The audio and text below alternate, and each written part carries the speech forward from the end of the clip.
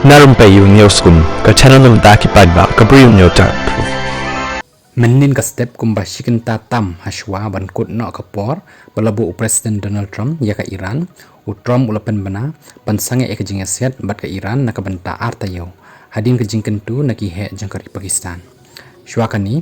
menin u Trump ulamaham ban penja ya ka Iran hadu bamla shu bakan ke imbyang nakani hasla partai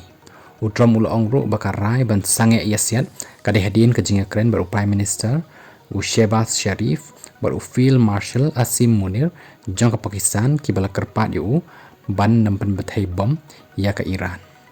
Ul ongru bagajing sangat yasiat ke dehadin bala plebiang ke Iran di Strait of Hormuz tak bayaro iki he jang ke Pakistan bagi la ban penyakren ban penyesuk ya baro arliang.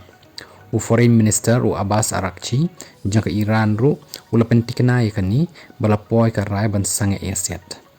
Loong ru ba anda bala sange ke jing pemthai bom ya ke Iran kispai jang ke Iran ru kin sange ban pemthai yo bom ya ke USA bagi perlok jang ka dak baong ru ba an plino ya ke Strait of Hormuz nak benta arta yo dak baong ru ba ke USA ka pediang ban ya kren halor kispaut li kendon bala bo ke Iran kispaut li kendon bala bo ke Iran ya kiba la pediang dak ke USA ban la ban me pen baik ki kentup yakini kibaran harum kata ningkong ban sange no ya ka jing pemthai bom ya ke Iran kabar ke Iran kan pleno ya ka Strait of Hormuz kabalai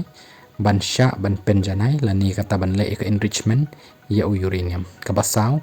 ban penduk pendam ya ka sanction balabo menchwa basan ban penduk pendam ya ki sanction balabo hadin ban riu ban penyap ya borok kirai lani resolution jangka United Nations Security Council kabakta ya ke Iran kabanyo ban penyap ni penkut no ya baro akirai jangka Board of Governor jangka IAEA